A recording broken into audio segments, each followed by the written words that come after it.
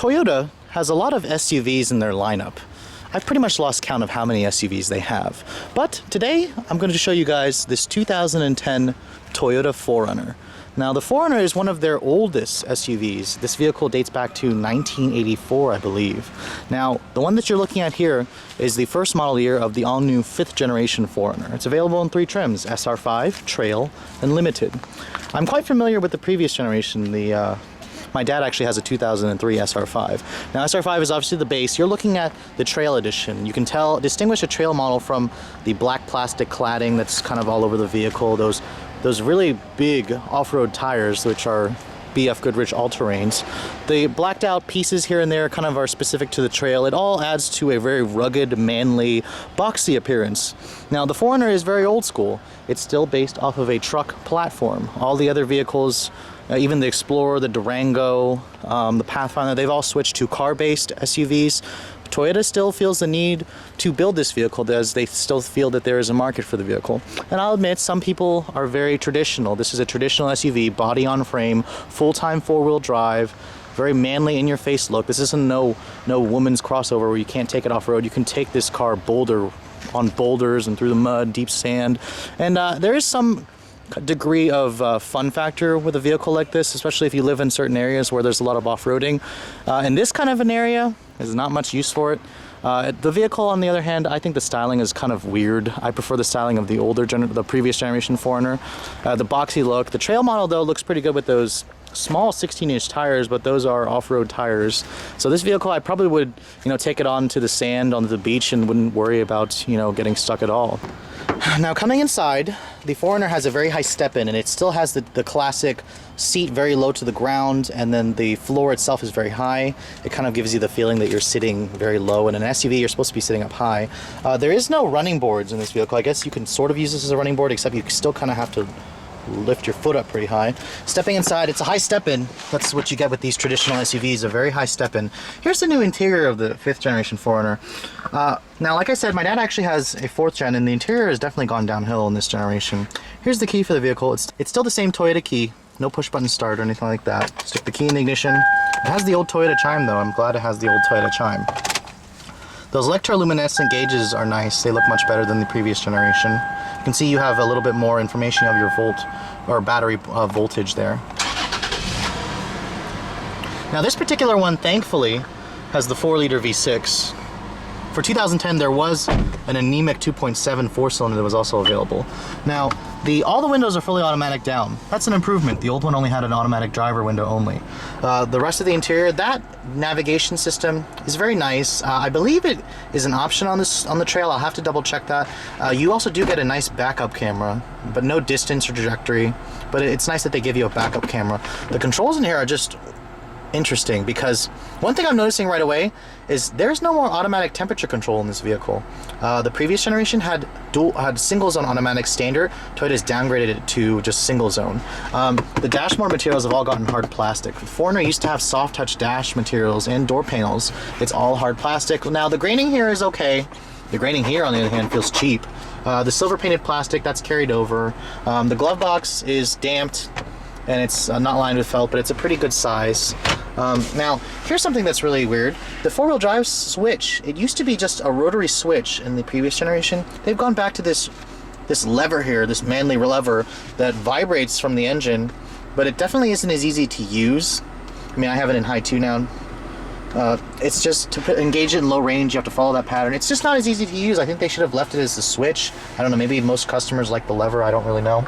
The door panels have all gotten cheap hard plastic. Luckily, there is soft materials right here, because this is where your elbow is going to rest, so I'm glad Toyota thought about that there. It doesn't feel like leather, though. It kind of feels like vinyl.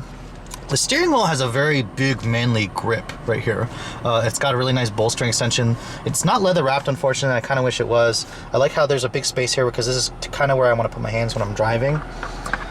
Coming to the center stack here, 5-speed automatic transmission. That's the only transmission on the V6. If you went with that anemic 4-cylinder, you actually had a 4-speed automatic, so I would just avoid the 4-cylinder if you see it. You do have an auxiliary port in there.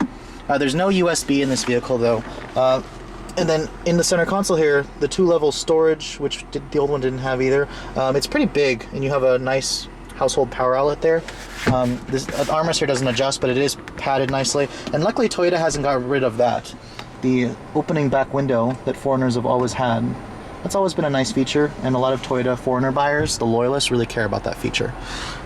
Because this is a trail model, you have some switches up there that we need to go over. You have your, looks like your hill descent, or hill ascent, hill descent, or kind of like choosing what kind of terrain you're on. Your stability control off button is actually right here.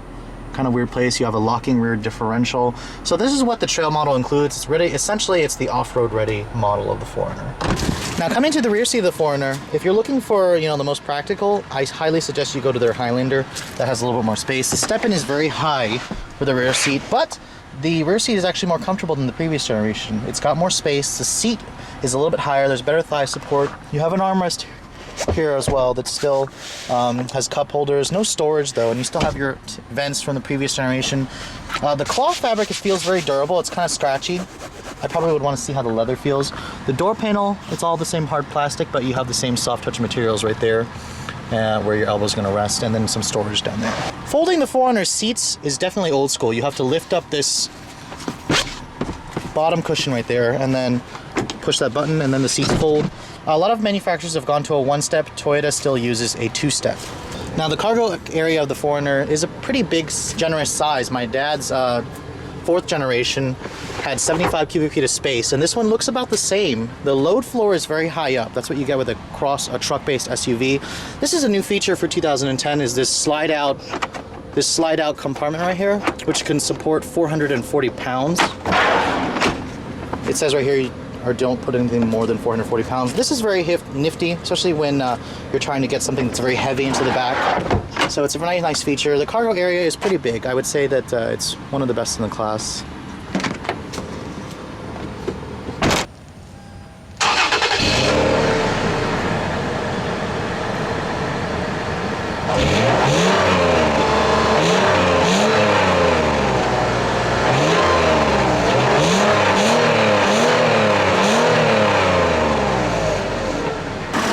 Now coming under the hood, I'm really glad Toyota left the hood struts that were on the previous generation. I'm glad they didn't cheap out there.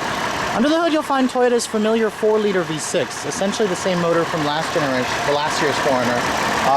Numbers are improved though, 270 horsepower up from 236, and 278 foot-pounds of torque up from 266. Paired with a 5-speed auto, it moves the truck out pretty well. No more V8 is available. The 4.7 is gone. The 4.6 from newer Toyotas is not available.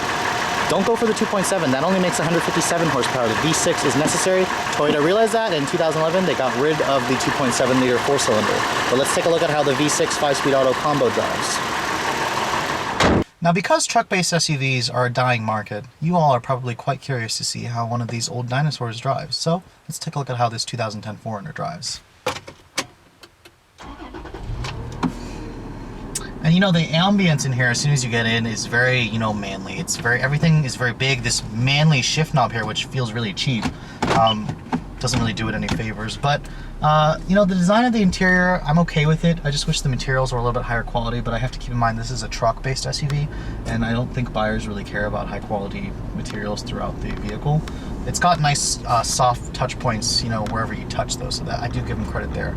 Now, the vehicle is very high up. You have a very, you know, good commanding view of the road. It feels just like the old 4Runner in that regard. The visibility is okay. The boxy design makes for a very spacious feeling interior. The vehicle's very wide. It's just that's just what you get with this kind of a vehicle with the boxy design.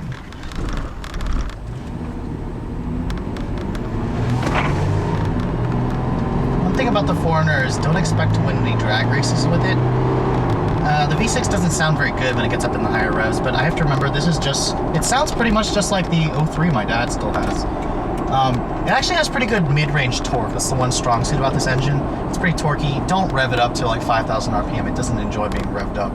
But at the same time, you don't really have to, because the 5-speed auto is pretty responsive, the torque curve is pretty good, and the vehicle just moves out with pretty good authority with the 4-liter V6. You know, the one good thing that Toyota did for this vehicle is they actually tuned the ride quality to be pretty good, despite the fact that it's got these big off-road BF Goodrich tires and the 16-inch wheels and a truck suspension. The ride's not as jittery as I expected it to be. It's actually on the floaty side, typical Toyota. The steering is very numb. There's an annoying eco light in the speedometer bezel, which I don't know why they included that. This is a 4Runner. You're not going to be thinking about, you know, plants and trees, but you will be rummaging through the forest off-road. I guess maybe that's why they wanted to include the eco light. But the seats are pretty comfortable. It's a decent highway car. The noise, however, you do hear a little bit of that tire drum from the big BF Goodrich tires, but it could be worse. Toyota did a good job with the ride of this vehicle. It's the way Toyotas have always been. Of course, the handling doesn't inspire any confidence. The steering's very numb, but that's not what you buy this vehicle for. You buy this vehicle as an off-road ready SUV, and that's what it's built for. But likewise, if you are in the market for, you know, this type of a vehicle, like I said, it's a dying breed. People aren't really buying these truck-based SUVs, so you're going to be one of the few that actually still wants one. The Toyota 4Runner is still a good choice. I definitely like the older one. My dad has more, just because I like the interior and the styling more. But if I was going to be, you know, taking this vehicle off-road or taking a vehicle off-road, I definitely might choose this over a Jeep. Except I do like the Jeep Grand Cherokee a lot more than this, and that's a competitor with this. But anyways, guys, hope you've enjoyed my quick overview of the current generation Toyota 4Runner. If you're in the market for a truck-based SUV, I highly recommend checking out the Jeep Grand Cherokee as well. But thanks so much for watching, guys. I'll catch you guys later.